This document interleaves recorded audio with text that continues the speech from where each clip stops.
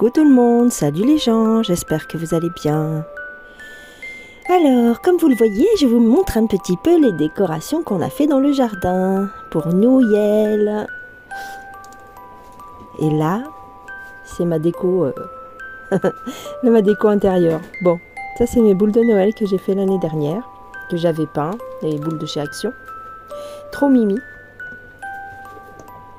Là, c'est des petits cerfs que j'ai peints et que j'ai, voilà, fabriqués. Là, c'est la déco de la porte, avec la grande chaussette du Papa Noël. Pour mettre les cadeaux, mais il n'y a pas encore les cadeaux, puisque le Papa Noël n'est pas passé. Ça, c'est les bonnets des chiens.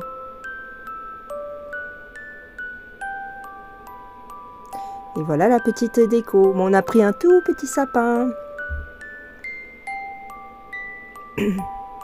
Et cette petite boîte à musique, ça fait des années que je l'ai. Et puis, en fait, c'est une patinoire avec un sapin au milieu et des gens qui font du patin à glace.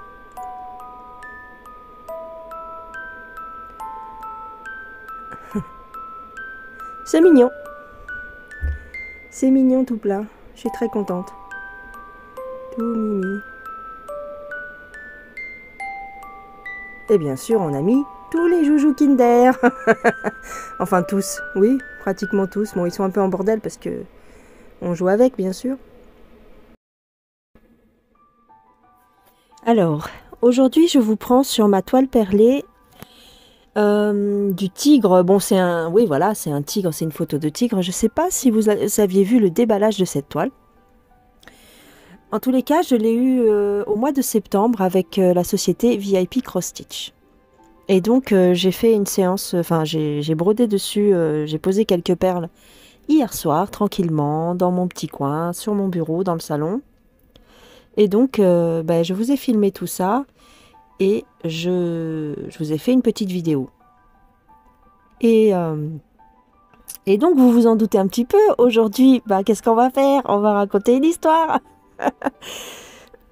Donc, pendant que je brode, je vais vous raconter une histoire.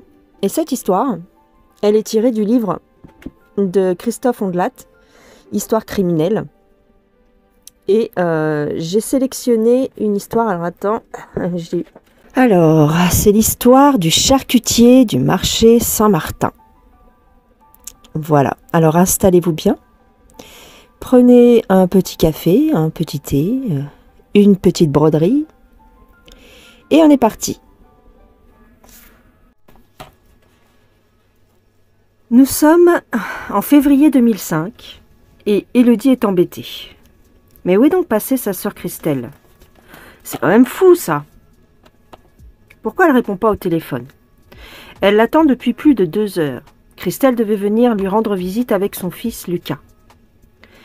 2 heures et elle n'a même pas pris la peine de la prévenir. 2 heures, 3 heures, 4 heures et maintenant 8 heures de retard. Ça lui ressemble vraiment pas. D'habitude, elle prévient toujours et elle répond au téléphone. Élodie est maintenant très inquiète.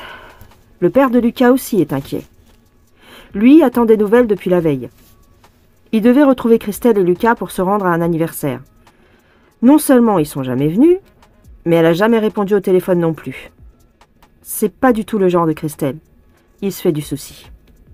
Le soir même, il se rend au commissariat avec la mère de Christelle, Madame Leroy, pour déposer une main courante. Comme souvent, on leur répond qu'on ne déclenche pas le plan hors sec pour les disparitions d'adultes. Christelle a peut-être organisé des vacances improvisées avec son fils. Ou elle a oublié son chargeur de téléphone. Bref, il est beaucoup trop tôt pour s'inquiéter. Ils sont bien gentils, les policiers, n'empêche que personne n'est rassuré. Le lendemain, coup de fil de Béranger, son compagnon du moment. Enfin, son amant plutôt, car il n'a pas quitté sa femme. C'est aussi son patron. Elle travaille dans sa charcuterie italienne du marché Saint-Martin. Lui non plus n'a pas de nouvelles depuis la veille, depuis qu'elle a quitté le boulot. Et lui aussi est très inquiet. Il suggère à sa mère et à sa sœur d'aller faire un tour chez Christelle pour jeter un coup d'œil au cas où. Il a un double des clés. C'est une bonne idée. Madame Leroy et Élodie passent donc chercher les clés au marché Saint-Martin, dans le 10e arrondissement de Paris. Elle trouve que Béranger, ce matin-là, n'a pas l'air dans son assiette. Il est tout transpirant, il tripote nerveusement la fermeture éclair de sa veste. Élodie le remarque tout de suite. Il a 2 petites griffures sur le nez. Oh, 3 fois rien, mais ça se voit. Il explique que la vitrine lui est tombée dessus avant de leur tendre les clés. Quelques minutes plus tard, voilà les 2 femmes dans l'appartement qu'occupent Christelle Leroy et son fils Lucas, rue Lucien Sampex. Là, elles n'en reviennent pas. Tout est là. Les sacs, le manteau de Christelle, ses chaussures, ses cigarettes. Tout. C'est très inquiétant. Jamais Christelle ne serait partie sans ses cigarettes. Elle serait pas non plus partie en vacances improvisées, sans valise et sans manteau. Le cocker a disparu également. Elle trouve sa laisse, mais pas le chien. Les 2 femmes retournent au commissariat et parviennent à convaincre les policiers de venir jeter un coup d'œil dans l'appartement. Mais les policiers qui ne connaissent pas Christelle, ils voient rien qui cloche. Pour eux, la mère et l'enfant sont partis en vacances sans prévenir. Ils finiront bien par revenir, au moins pour la rentrée des classes. C'est dans 2 semaines. Je vous promets que si ce ne sont pas rentrés à cette date-là, on lancera une enquête. Sur cette promesse, les policiers plantent les 2 femmes. Attendre, attendre. Elles veulent pas attendre. La mère de Christelle tente de contacter les grandes chaînes de télé pour lancer une enquête. Mais on l'envoie gentiment paître. « Allons, madame. Si on devait lancer un avis de recherche à chaque fois que quelqu'un disparaît 3 jours, on s'en sortirait pas. » C'est pas faux. Finalement, un journaliste du Nouveau Détective, Nicolas Delier, accepte de s'intéresser à cette histoire. C'est le seul. Il vient visiter l'appartement. Il examine toutes les pièces et lui aussi bute sur les chaussures de Christelle, son sac à main abandonné sur une table, les tétines du petit, et surtout sur une petite tache brune que personne n'avait remarquée près de la porte d'entrée. On dirait du sang séché. Il remarque une autre tache sous la serrure. Le journaliste, qui est un vieux de la vieille, envisage tout de suite un carnage. C'est à ce moment-là que les 2 femmes lui parlent de Béranger Bruns, le compagnon de Christelle, si nerveux, si transpirant, avec ses griffures sur le nez. Nicolas Deliez décide de se rendre sur le champ au marché Saint-Martin, sur le stand de Béranger. Son idée, c'est de l'interviewer avant qu'il soit arrêté, car comme la mère et la sœur de Christelle, il est maintenant convaincu que c'est lui qui a fait le coup. Mais ce Béranger ne ressemble pas à l'idée qu'on pourrait se faire d'un tueur.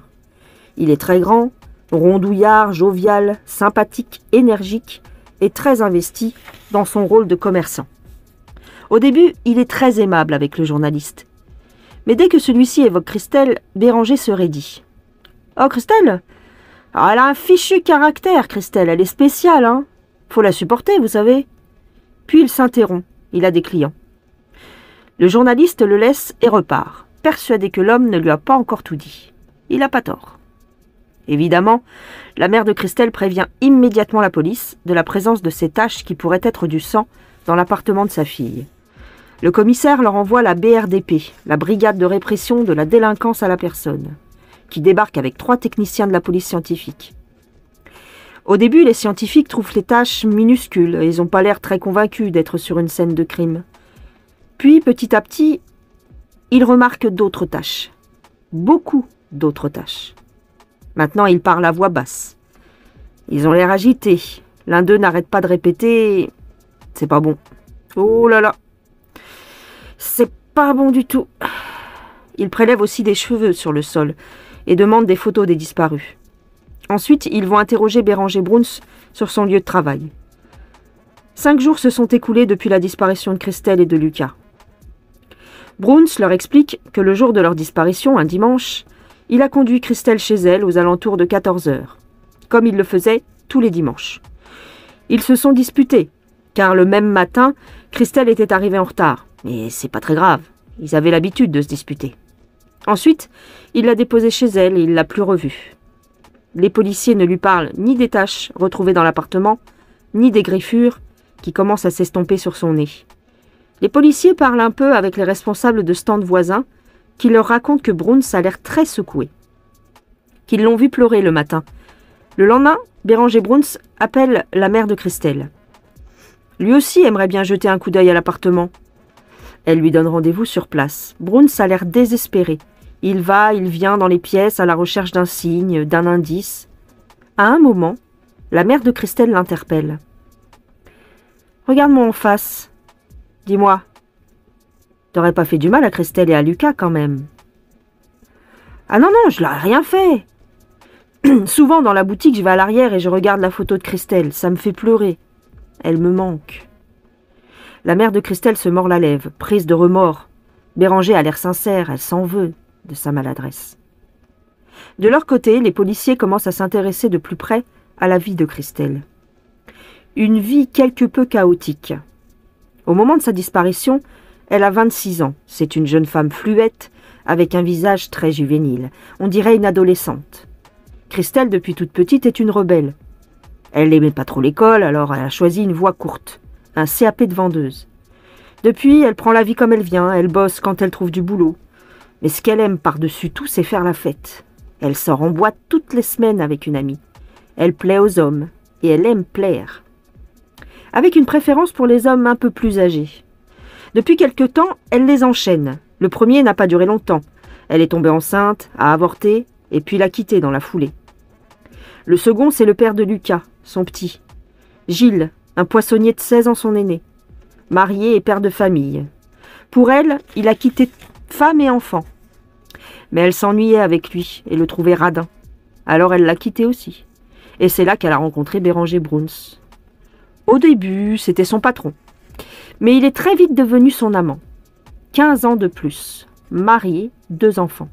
Tout ce qu'elle aime. Les commerçants du marché Saint-Martin racontent aux enquêteurs comment ils l'ont vu échanger leur premier baiser. Comment elle s'asseyait sur ses genoux et se faisait ploter devant tout le monde. Et surtout, comment Madame Bruns, qui passait au marché de temps en temps, fermait complètement les yeux sur la situation. Voilà tout ce qu'apprennent les enquêteurs sur Christelle, et ça ne les aide pas vraiment à avancer. L'enquête patine complètement. Les vacances de février s'achèvent, et le jour de la rentrée, Lucas est absent à l'école. Le compte en banque de Christelle n'a pas bougé, pas de retrait, pas d'utilisation de sa carte de crédit. Aucun hôtel, aucun foyer, aucun hôpital n'a signalé la mère ni l'enfant. Quant au petit chien, le cocker, pourtant tatoué, la SPA n'en a aucune trace. Les policiers retournent voir Béranger Bruns. Et cette fois-ci, il est beaucoup plus bavard que la dernière fois. Christelle, ils lui ont payé des choses. D'ailleurs, elle lui devait un peu d'argent. Elle était dépensière et ça lui plaisait pas trop. Alors, comme elle était très fière, qu'elle avait du tempérament, il pense qu'elle a simplement voulu prendre ses distances pendant quelque temps, histoire de se faire désirer un peu. Elle reviendra, vous verrez, parce que moi je l'aime, je suis amoureux. Elle le sait. « Vous ne les avez tout de même pas tués ?» demande une policière pour le déstabiliser. « Allons, bien sûr que non !» C'est vrai que Béranger n'a pas du tout le profil d'un tueur. Marié depuis plus de 20 ans, père de 2 enfants, casier judiciaire totalement vierge. En plus, il est sympathique. Grande gueule, certes, mais c'est un commerçant sérieux, courageux, dynamique, qui a toujours un mot aimable pour ses clients. C'est un homme d'affaires avec ça. Il possède plusieurs boutiques dans Paris, et il n'est pas feignant. 2 fois par semaine, il est à 5 heures du matin à Rungis, avant d'aller passer 10 heures derrière son étal au marché Saint-Martin, même dans le froid, même le dimanche. C'est vrai qu'il est capable de belle colère. Quand Béranger s'énerve, on rase les murs. Quand Béranger, s'énerve, on rase les murs. Ça lui a même attiré quelques ennuis. Un jour, un des responsables du marché lui a donné une mise en garde pour avoir mal parlé à un client. Mais bon, si tous les sanguins étaient criminels... Bref. Les policiers de la BRDP, dont la spécialité est d'enquêter sur les disparitions, ne voient pas de raison de le soupçonner. Après un mois d'enquête, ils bouclent leur dossier et le transmettent au procureur de la République. Celui-ci prend connaissance de l'affaire. Pas de traces de vie des disparus, pas de corps.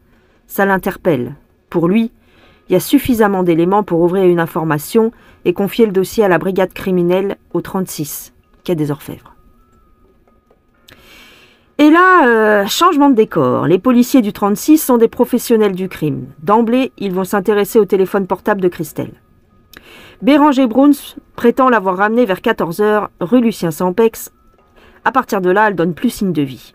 Mais son portable, lui, il bouge. Il borne le soir même, non loin de chez Béranger, aux alentours de 22 h 30. Ça fait déjà un premier élément à charge. Le 14 avril, la brigade criminelle demande au Leroy de bien vouloir leur ouvrir l'appartement de Christelle. Sa sœur leur donne rendez-vous sur place. Quand elle arrive en bas de l'immeuble, elle jette machinalement un coup d'œil vers le balcon de sa sœur. Et là, elle sursaute. Le balcon est totalement vide. D'habitude, on y range des vélos, des trottinettes. Mais tout a disparu. Est-ce que Christelle serait revenue? Avec sa mère qui l'accompagne, elle monte 4 à 4 les marches qui mènent à l'appartement. Quand elles ouvrent, c'est un choc. L'appartement est vide, complètement vide. Il n'y a plus un meuble, plus un vêtement, plus rien. Élodie reçoit alors un appel de Béranger qui lui explique qu'il a vidé l'appartement parce que la propriétaire souhaitait le louer. « Tu parles !» se disent Madame Leroy et sa fille. « Il en a surtout profité pour effacer toutes les traces, le salaud !» Dans la foulée, la brigade criminelle débarque au marché Saint-Martin. C'est déjà la 4e fois que Béranger reçoit de la visite sur son étal. Quand il se présente à lui, le charcutier commence à transpirer abondamment. Il le presse de questions sur la disparition de sa maîtresse et lui dégouline littéralement. Lorsqu'il demande à voir son garage, ils y découvrent toutes les affaires de Christelle Leroy. Et en fouillant dans ses papiers, il tombe sur une feuille signalant un rendez-vous au service gynécologique de l'hôpital de Montreuil. Christelle était enceinte. C'était pas la première fois qu'elle attendait un enfant de Bruns. C'était déjà arrivé fin 2004. Elle l'avait quitté et avait avorté. Béranger Bruns s'était battu comme un enragé pour la récupérer. Il lui avait écrit une lettre « Je tiens à toi viscéralement, ton odeur est pour moi comme de l'oxygène, je te supplie de me faire un signe, je t'aime comme un fou, mon cœur est marqué à vie. » Et la lettre s'achevait sur ces mots « À demain, mon cœur, je t'aime monstrueusement. » Christelle était revenue. Ils avaient continué de se disputer encore et encore, car si Béranger aimait Christelle à la folie, il refusait catégoriquement de quitter sa femme.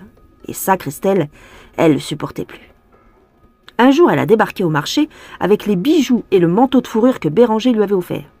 Elle a tout balancé dans la vitrine avant de disparaître pendant quelques jours. Et de revenir. Ces derniers temps, elle avait raconté à sa sœur que Béranger devenait violent quand elle se refusait à lui. Il devenait comme un fou, il tapait dans les murs et s'en était même pris à Lucas. Pour Béranger Bruns, la situation n'est pas prometteuse. Et tout ça va encore durer bien, bien longtemps. Les policiers de la brigade criminelle font le bilan de ce qu'ils ont de concret contre Béranger Bruns. Et en réalité, ils n'ont pas grand-chose. En dehors du téléphone portable, du téléphone portable de Christelle qui a été repéré chez lui le soir de sa disparition, ils n'ont pas d'autre solution que de l'interpeller et de tenter de le faire craquer. Le 7 juin, un peu moins de 4 mois après la disparition de Christelle et Lucas, ils débarquent au marché Saint-Martin et arrêtent Béranger. Il reste calme, froid et résigné. Pour tout dire, il donne l'impression qu'il les attendait. Sa femme est également placée en garde à vue. Aucun des deux ne sait qu'ils sont interrogés au même moment. On leur demande à chacun leur emploi du temps du 20 février dernier. Béranger raconte que la journée a mal commencé. Christelle avait plus d'une demi-heure de retard et il a décidé de se lancer à sa recherche. Il l'a retrouvée pas très loin, dans un café, en grande conversation avec le fromager. Son sang n'a fait qu'un tour. Il l'a ramenée au marché et l'ambiance est restée glaciale toute la matinée. À 14h, il l'a quand même raccompagnée chez elle, comme tous les dimanches. Ils ont fait un crochet pour récupérer Lucas chez l'une de ses tantes, et, arrivé chez Christelle, la dispute a éclaté. Christelle a menacé de le quitter pour de bon. Elle l'a giflé. Il l'a giflé en retour un peu plus fort. Et il est parti en claquant la porte. Un peu plus tard, il s'est aperçu qu'il avait oublié son téléphone chez Christelle. Alors il est revenu, il a sonné, mais elle n'a pas répondu. Il a ouvert avec ses clés et ils étaient partis. Il ajoute qu'en cherchant son téléphone, il a remarqué des petites taches de sang sur le sol. Il s'est dit que Lucas avait dû se blesser et a tout nettoyé avant de repartir. Dans la rue, il est tombé sur Christelle, toute seule. Elle lui a dit que quelque chose de grave venait de se passer, qu'elle ne pouvait pas lui en dire plus et qu'elle avait besoin d'argent tout de suite. Il lui a donné toute la recette du jour, entre 2000 et 3000 euros, puis il est parti et il ne l'a plus jamais revu. Pendant 5 heures, il raconte tout ça, une version qu'il a visiblement bien préparée et qui malheureusement pour lui ne tient pas du tout. Les policiers ne sont pas dupes. Ils décident de le laisser mariner dans une cellule avant de l'interroger une seconde fois. Il faut le mettre en confiance avant qu'il ne lâche du lest. Petit à petit, ils le font revenir en salle d'interrogatoire et ils lui parlent du téléphone de Christelle qu'a borné à 2 pas de chez lui. Il reçoit cette information comme un électrochoc. Visiblement, il ignorait totalement cet élément de l'enquête. Bruns encaisse et finit par lâcher.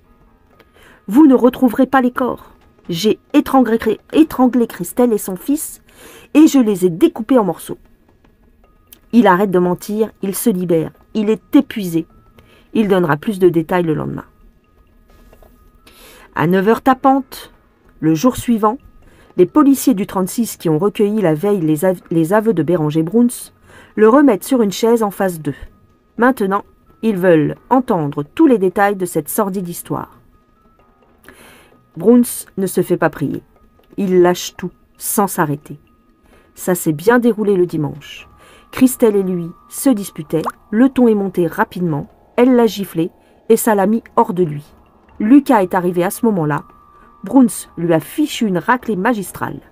Le petit s'est mis à saigner et il est allé se réfugier dans sa chambre.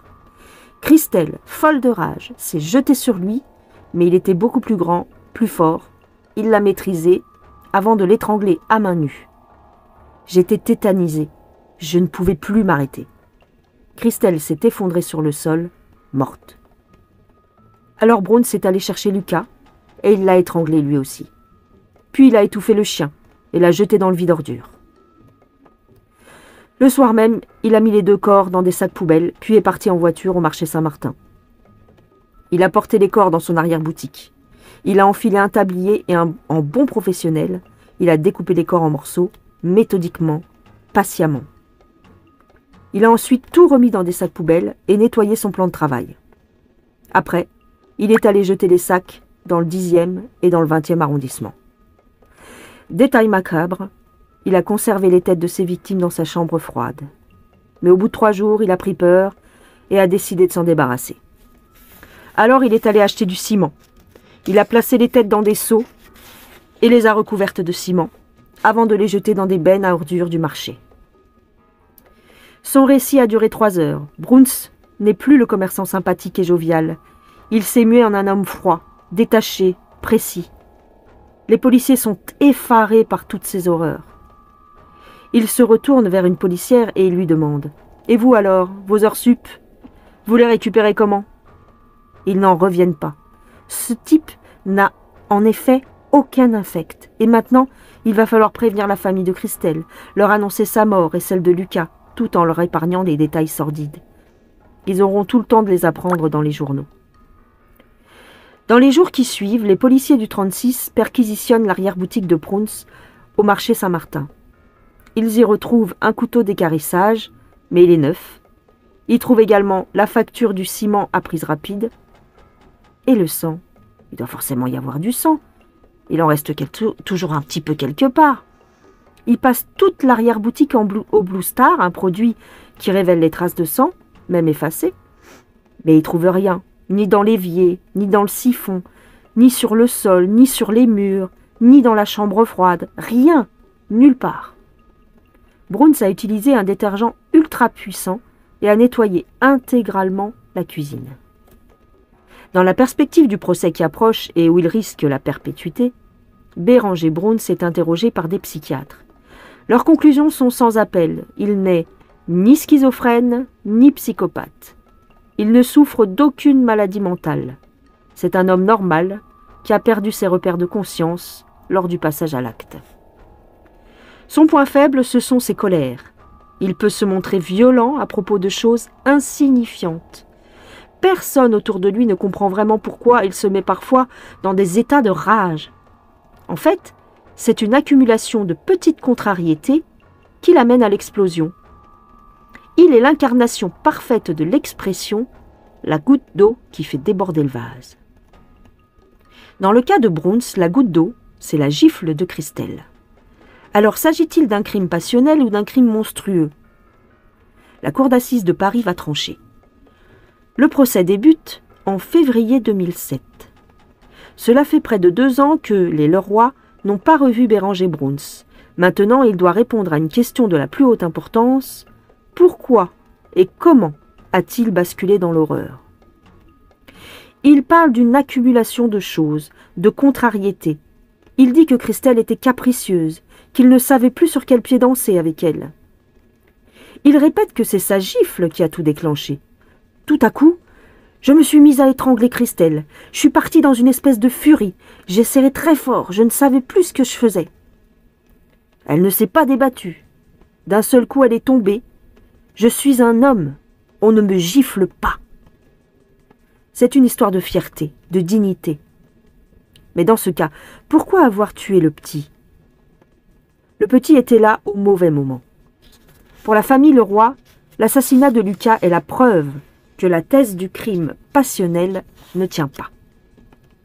Le deuxième jour du procès, il entre dans les détails de son meurtre. Il explique comment il a coupé les articulations, placé les têtes dans des seaux. Le président est horrifié. « Non, mais vous n'allez quand même pas nous raconter en combien de morceaux vous les avez découpés !» 2 fois, la pauvre Madame Leroy s'évanouit. À quelques pas des Leroy, la famille Bruns est elle aussi sous le choc. Elle apprend toute la cruauté dont Béranger est capable. Une de ses filles s'effondre. Sa femme vient à la barre. « Mon mari n'est pas lui-même. La personne qui a fait ça, je ne la connais pas. » Elle est la seule à le soutenir, malgré toutes les atrocités qu'elle vient d'entendre. « On est là !» lance-t-elle à son mari. « On ne te laisse pas tomber. Je suis un rocher sur lequel tu peux t'accrocher. » Naïve. L'avocat général réclame la prison à perpétuité. L'avocat de Béranger Bruns, Madame Fedida, n'a pas la tâche facile. Il plaide qu'en nous tous sommeille peut-être un Béranger. Non, c'est pas Madame Fedida, c'est Maître Fedida. On ne sait pas si c'est un homme ou c'est une femme.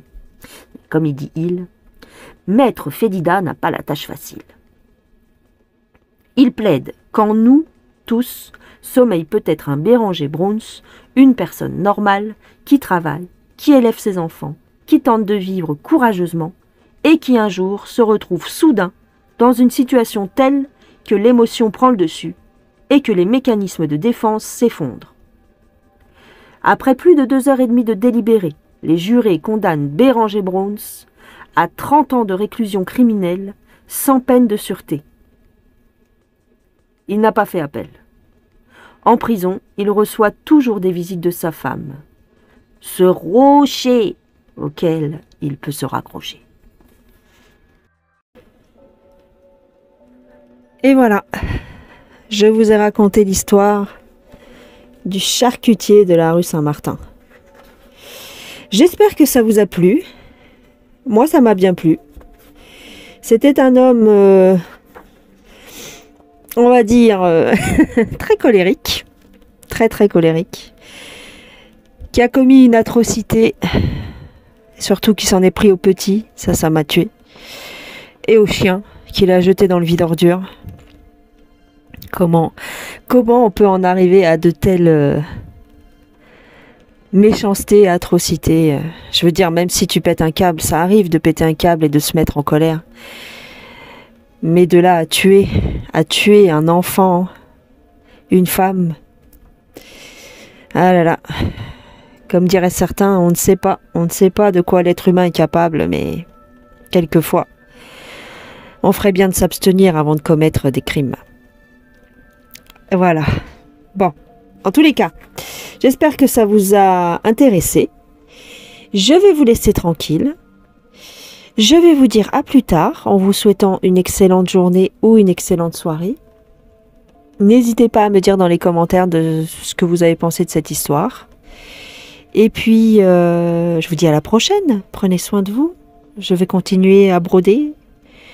Et puis, je vais surtout me soigner parce que, je ne sais pas si vous avez remarqué, mais je parlais un petit peu du nez. Voilà. Allez, à bientôt les gens. Gros bisous. Ciao, ciao.